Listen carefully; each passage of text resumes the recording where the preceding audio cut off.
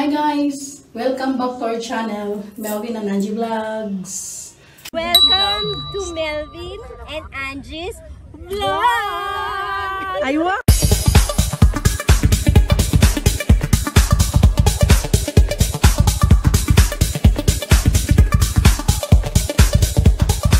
Okay guys, sasabihin ako sa inyo. Today we're going to the Philippine Embassy dito sa Toronto, Canada kasi kukunin namin yung passport ni Marcel. Pinarenew namin last 2 days after na dumating ako dito last May 22.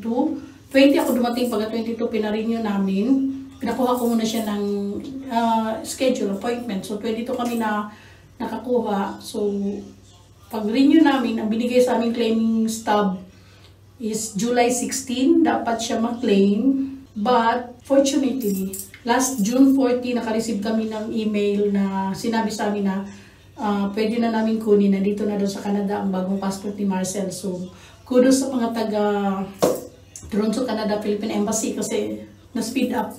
Parang sa pinapromise nila ng almost 2 months, dumating, bumalik na dito. Nandito na less than a month kasi May 22, pinail namin. Tapos, June 40, naka-receive na kami ng email. Since weekends naman, so Monday ngayon namin kukunin.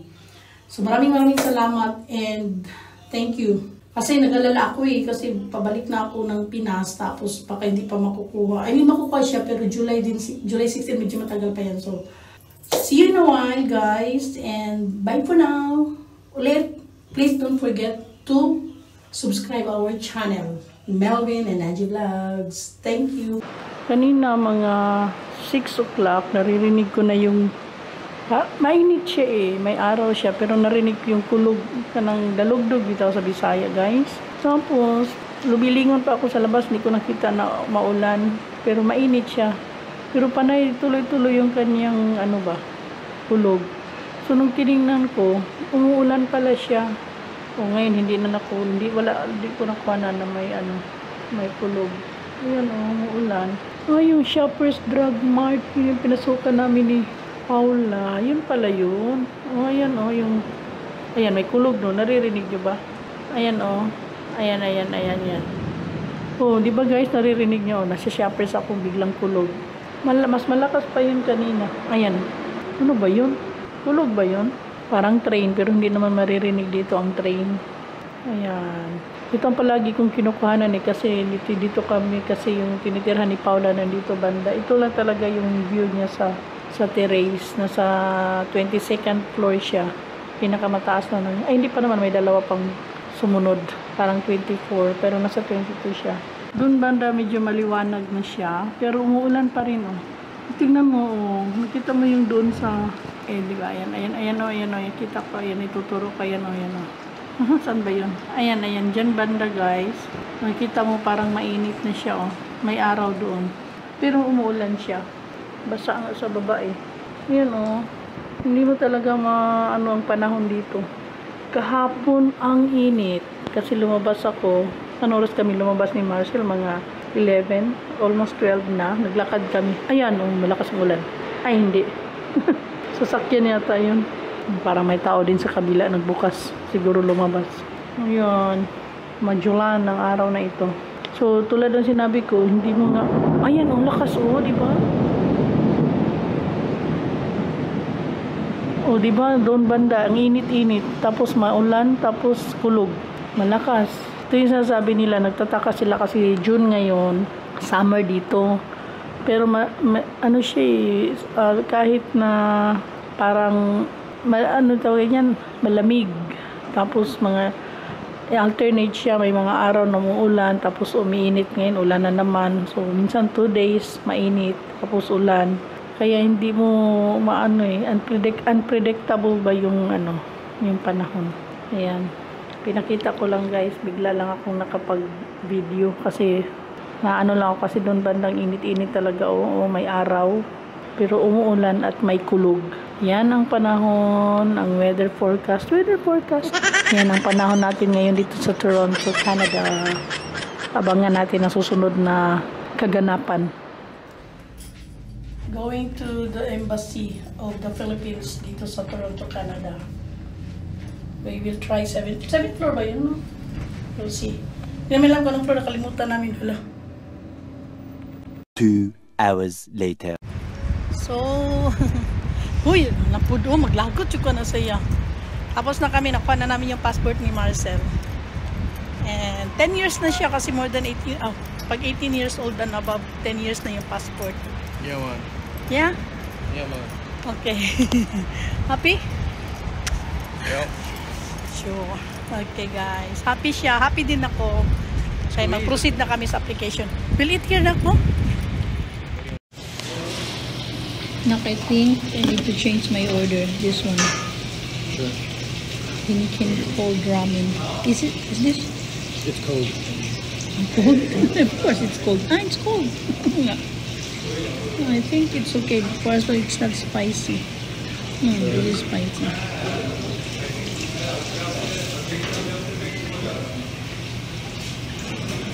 Or maybe this one now. Mazingin. No. Ito ng cold. Ito na lang diyan. Let's see kung masarap yan. Laki ng ano.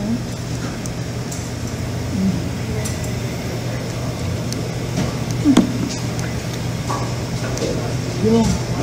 Let me try. Yung in order. It's something? No. That's pretty good. Okay. Cheers. It's just a bit soury. It doesn't matter. Antay kami ng aming order. Wow, this is cool. Ang laki. Ang laki ng order nila. Can we finish this one or no? Yeah. I don't think so.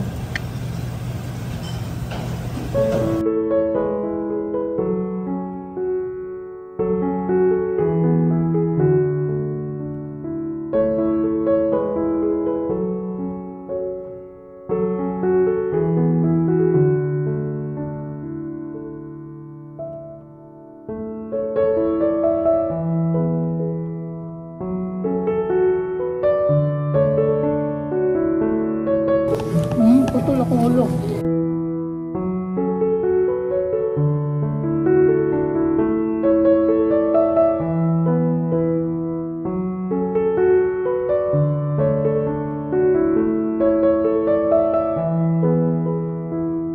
My head is cut.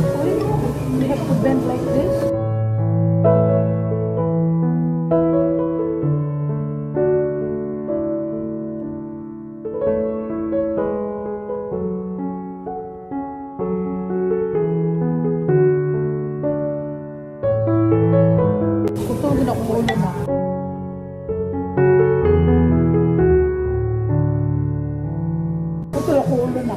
My head is ano.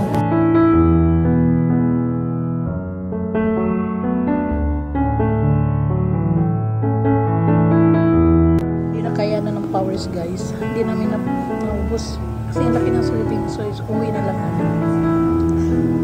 Ganito dito na pagka kumakain ka, lalaki ng servings nila.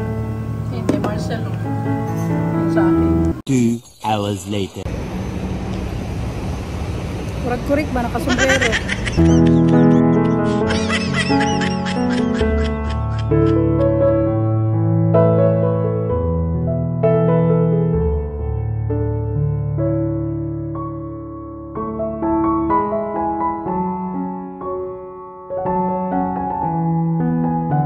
Yung papunta ng simbahan dito sa Canada. Hindi ko makita kasi medyo nasa left side siya. May bus. So hindi siya makikita kasi natakpan siya, pero after nung overpass, tapos may glass na building, nandun ang next ng simbahan.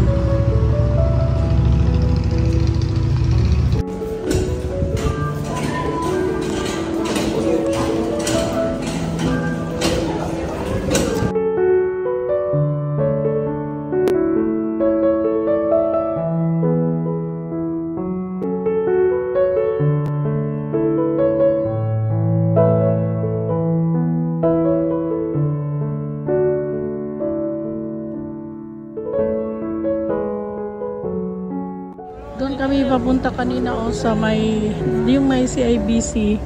Yun yung papunta ng Philippine Embassy dito sa yung may red na building doon. Ako makikita dito.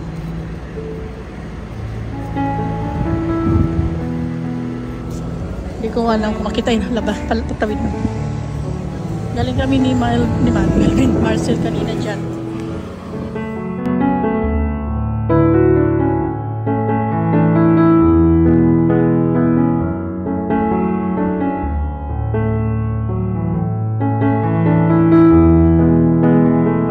Many hours later. Guys, pauwi na ako. Dito na ako sa elevator.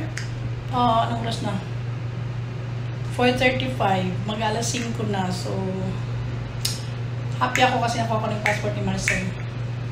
And, naglapat sa pa ako. Kaya, thank you for watching.